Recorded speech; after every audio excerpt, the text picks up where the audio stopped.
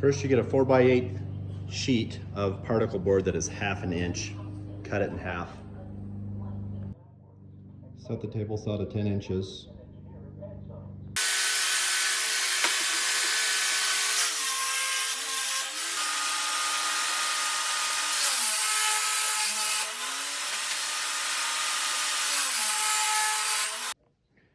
Now you get a board that's about an inch thick, and you're going to want to cut this board down into strips.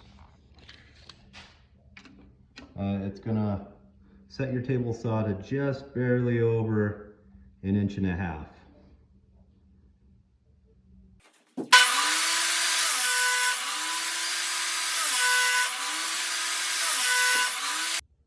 Okay, now I'm gonna cut up this big roll of laminate that I ordered from Wilsonart Laminate.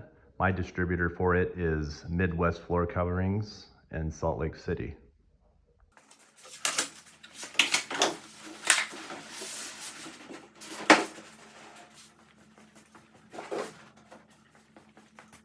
So it's important to note, this is a 5x12. This is the biggest piece of laminate you can actually order. If this is too big for you, you can actually order 4x8s or 30x8s or 30x12s, a lot easier to manage. Okay, this color is called Avondale Ash from Wilsonart. You can see that online. That's the number for it. Anyways, now set your table saw to 11.5 inches.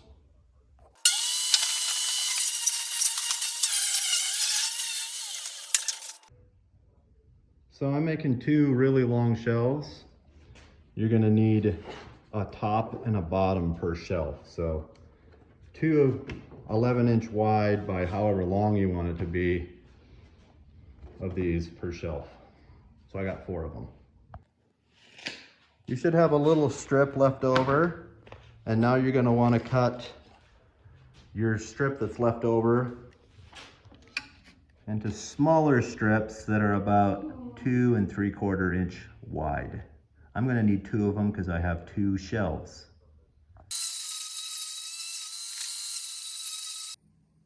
Just really quick, my shelves are gonna be 12 feet long, so I have this 8-foot section that I'm gluing to this 4-foot section. I just use standard wood glue and just push them together, and that'll hold them very well once it dries.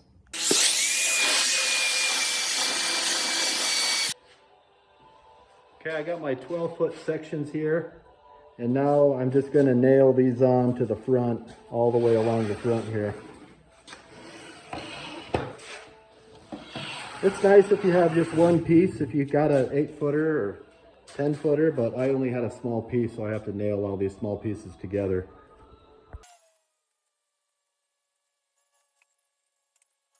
I got glue along the whole thing, 2 inches from here to here.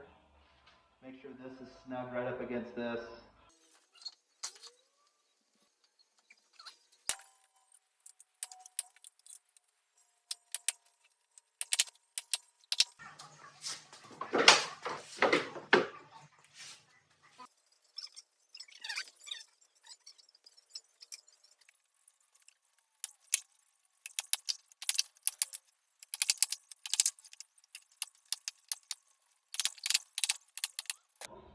For reference, this is the air gun I'm using.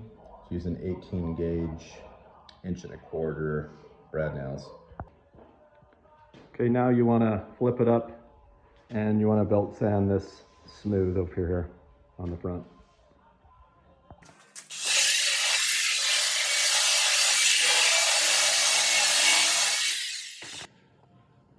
These are the strips that are going to be glued onto the faces of both of these. They're all 12 feet long. It's smart to go through and tape up the face of these because it protects them from getting glue on them. It protects this from getting any burns from the bearing rubbing across it when you need to route it. So put tape on it next. And here we go. I just about got both of them taped up. Flip them upside down and make sure all the debris is cleaned off. You're going to use Spray adhesive, you can get this from Wilsonart or from Lowe's or the Home Depot. Just put a generous amount on. Give it about 15 minutes, 20 minutes to dry. When it's dry, it won't leave a residue on your finger like that. It will actually leave nothing on your finger when you touch it. So give it about 10-15 minutes to dry, and then give it one last little spray so that it holds really well. Of course, you're going to want to spray the front of this.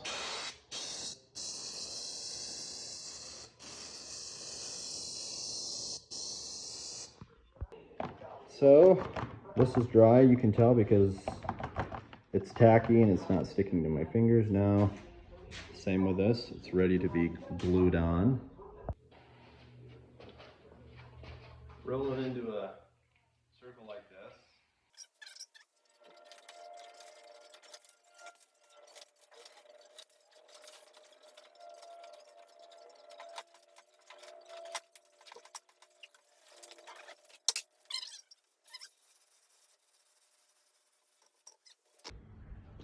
Okay, I just flipped them back down this way.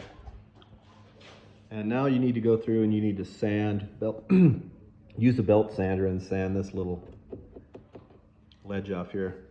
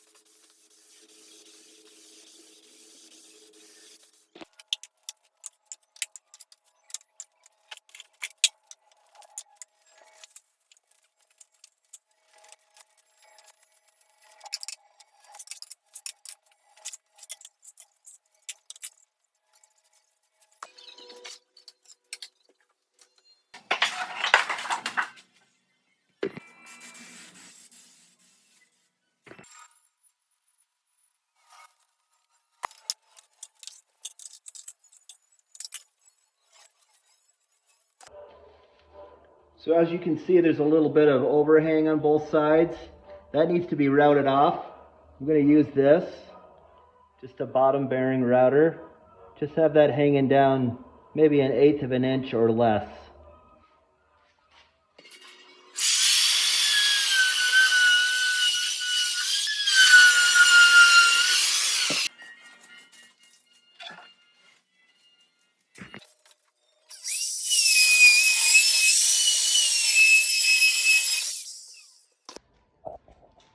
Now if I could, just let me show you why this tape has been so important.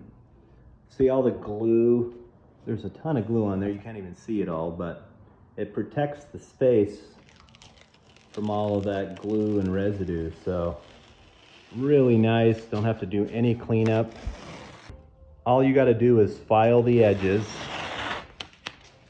and maybe a little bit of cleanup. If you do have to clean any glue off this stuff, you need to use a little bit of lacquer thinner.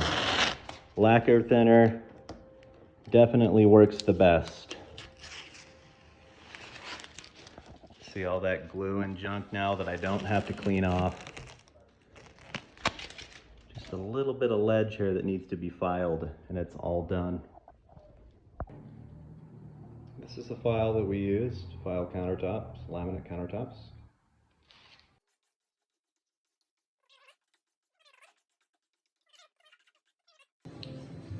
Now here's the space. I'm going to put the floating shelves. This is about 12 feet from wall to wall.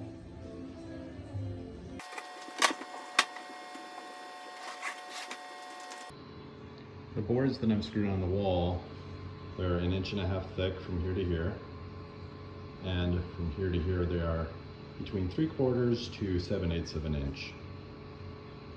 And here on the walls I just marked where I'm going to screw the wood to the wall.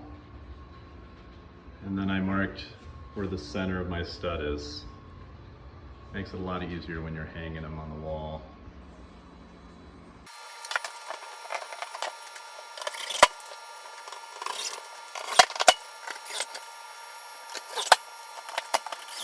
I'm going to try to screw this to the wall. There's a stud right here, but there is no stud out here, so I tried just putting a screw in there into the drywall, but that's not going to be strong enough over time. So what you use are these wall anchors. I'm going to drill a 5/8 of an inch hole, and this wall anchor will actually go through, open up on the other side of the drywall, and then I can screw this tight. So watch how I do this. There's a 5/8 bit. You can use this butterfly bit or just a drill bit.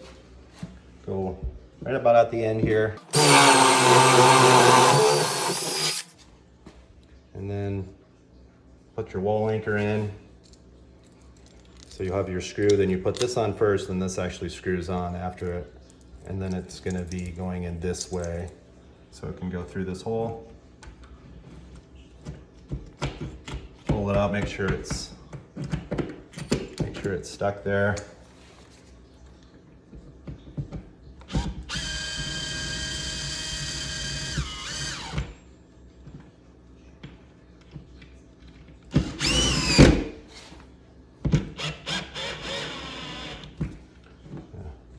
That'll make that way stronger.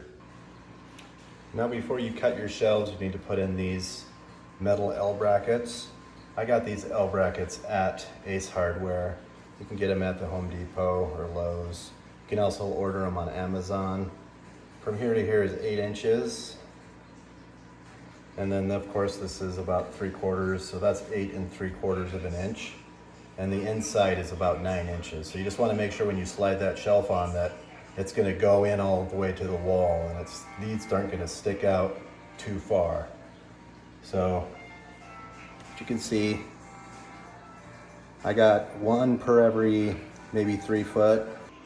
So don't screw them down here. Make sure they're screwed up here.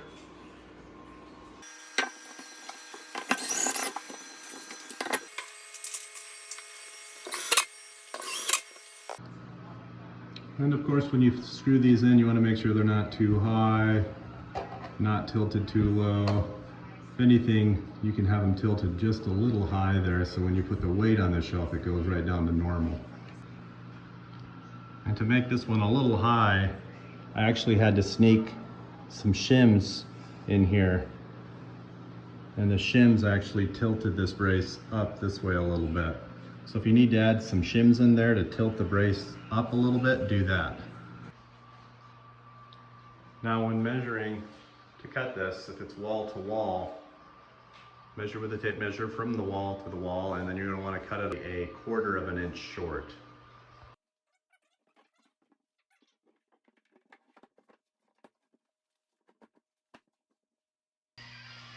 And here's the first shelf in. Wall to wall, about 12 feet long. That's crazy. And then I have it, the bubble just sitting a little bit high there on the left, because when we put weight on it, it's going to go down to level. For those of you who are wondering how I cut this, I just used a jigsaw to do the rough cuts on the sides, and then I used a belt sander to clean up the cuts. That's it. Mounting these to the wall really easy now. Use a bit like this, countersink. Go almost to the back.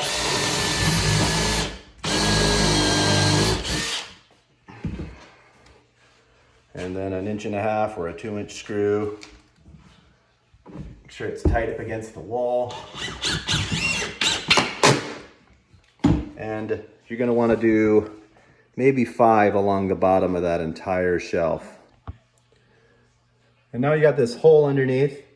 If you have any of these stickers, I would advise using them. This isn't really the best color, but it's better than the screw showing for now. There's a small gap on the side there.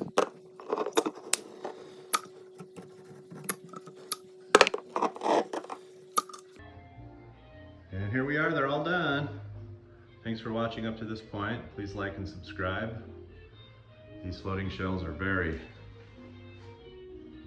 very strong. As you can see, there is no room for wiggling there. I am pushing down as hard as I can. They can take a lot of weight and have no brackets to show underneath, right? Floating shelf. And I do run a cabinet and countertop business, so these shelves obviously are going to be for some cabinet samples for a showroom.